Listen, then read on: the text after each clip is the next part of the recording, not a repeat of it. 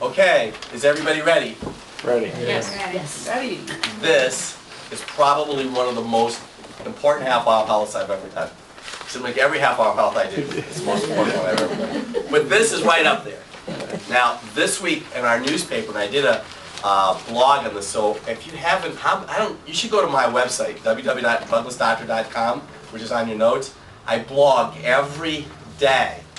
And it's interesting, some of the information I talk about. Well, this week in our local newspaper, they had information about a drug called Proscar, which is a prostate drug for men that they want all men to start taking. It has risk. It's not been used for cancer, but they're suggesting all men take this drug. Now, you have to understand something. What we're going to talk about tonight will help give you a better understanding of what you should and shouldn't be doing for your prostate gland.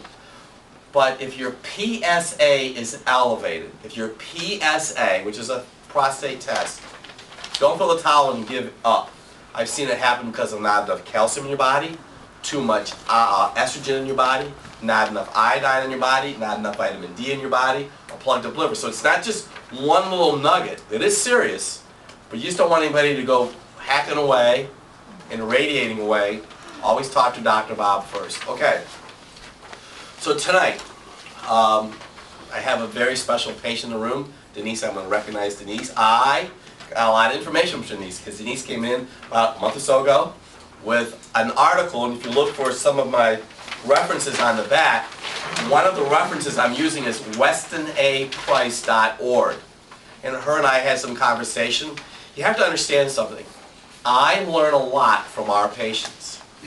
I learn a lot from my staff. So patients bring articles in, I read those articles, I search more for those articles. I have a stack this thick at home on vitamin D. I mean, I've read through it. So I put a lot of notes. Some of these notes are for me to read to you, but some of these notes is trying to condense a lot of information, a lot of really crazy information. And maybe even some of the information I'm giving you now might not be totally correct in somebody's eyes, but from what we're doing here in our practice, it's been very fascinating to learn about vitamin D. So some of this information I'm going to read to you. I'm going to go off the cuff. But let's talk about vitamin D. It's a group of fat-soluble, what they call prohormones. A prohormone is a substance that is a precursor to a hormone, usually having minimal hormonal effect by itself. The term has been used in medical science since the middle of the 20th century. As an example, another human prohormone would be proinsulin. In other words, insulin itself. Vitamin D, therefore, as a matter of semantics, is not really a vitamin. If you really do a lot of research on this, the fat-soluble vitamins, which I'll talk about in a few minutes in the notes, are stored in the liver. Vitamin A, D, E, and K. Well, in the research I've done, they suggested that vitamin D is a stronger antioxidant than vitamin E. And as a side note, you can even put in your notes, is that bile is also a very strong antioxidant. And bile, believe it or not, is made from cholesterol. And vitamin D is made from cholesterol. So when people start taking cholesterol-lowering medication, you make it wonder how much it's affecting your vitamin D. You will notice there are two major types of vitamin D. Now this is really important, so pay attention. Vitamin D2 and vitamin D3. Vitamin D2 is called ergocalciferol. Ergo, always think of ergonomics. Ergocalciferol. It's synthesized by plants, and from one of the articles I've read, it's not really considered a vitamin D at all. It's a drug. It's not normal to the body. So that's one person's opinion. It's one thing about the vitamin D is you're going to get a lot of different opinions from a lot of different people. It's like whoever is probably making the most money from whatever item that they're suggesting. But let me continue on. Vitamin D3, or cholecalciferol, is synthesized by humans in the skin when it's exposed to ultraviolet light B, or UVB, rays from the sunlight. UVA is a source of sunlight that promotes tanning. Because someone's going to ask me later on, do tanning beds increase D?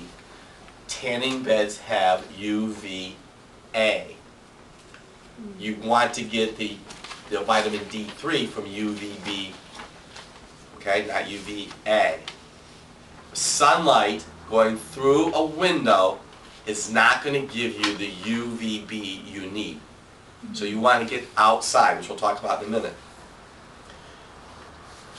D2 blocks D3. D2 actually creates toxicity in the body, and it's considered a villain. I read that in a research article. I just wanted to throw that out because you're going to see some of you maybe have on vitamin D2 vitamins. I don't know if those are necessarily in your better interest to be using those at the present time. Foods may be fortified with vitamin D2 or D3. Vitamin D3 is also found in egg yolk. Now I want to tell you a few things when I was reading. Sometimes you get angry. So for the last 30 years, guess what they've been telling everybody not to eat? Eggs. And so guess what they've been telling everybody to put on their skin? Suntan lotion. And they've been telling everybody to stay out of the sun. And they've been telling everybody to eat like trans fat. Well, trans fat interrupts vitamin D. Lack of sunshine interrupts vitamin D. Suntan lotion interrupts vitamin D. Are you getting where I'm coming from? Mm-hmm. And lack of egg yolk. So if you're going to eat an egg, eat the whole egg. God did not make egg whites with the half without the yolk. In my opinion, the yolk is the best part. And for all of you out there that your doctor's still telling you to do egg beaters, get a new doctor. Okay, now, fortified milk. Now, I am not telling you that fortified milk is the best way to go. But it's a synthetic vitamin D that they're putting in the fortified milk. So I just wanted to throw that out to you. I'm not saying that cow's milk doesn't have any vitamin D in it, because it all depends what the animals eat. And I'm going to share something with you in a minute about skin. Some question the efficacy of fortified D milk because of its synthetic source. When you eat fish, the vitamin D is actually sourced from the green plants that have been eaten by the fish. Isn't that interesting?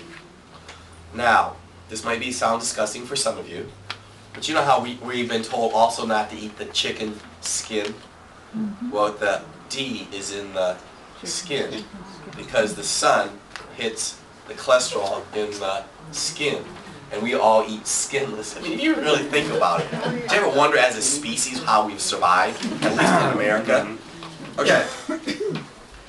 Sun exposure, as mentioned, does create vitamin D3.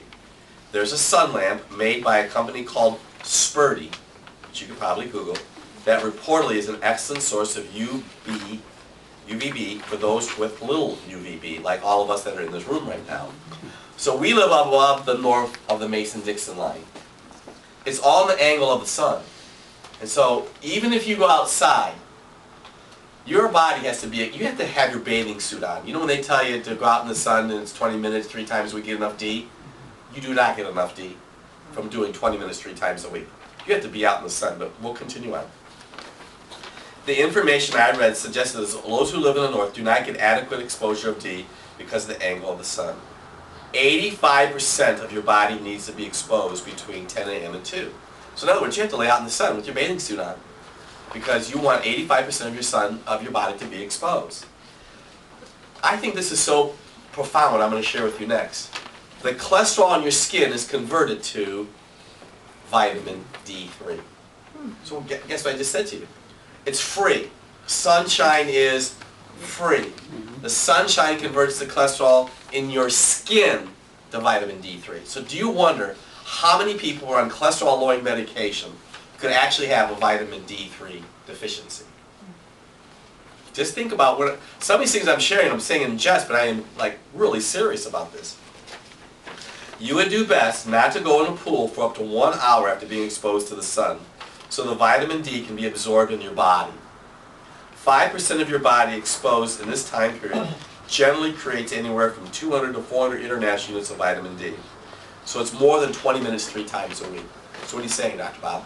If you're sitting by a pool and you're getting exposed to the sun, you don't want to keep on jumping in and out of the pool, because what happens is the sunshine converts the cholesterol in your skin to vitamin D3, and then your body absorbs the D3. Got that? That's important.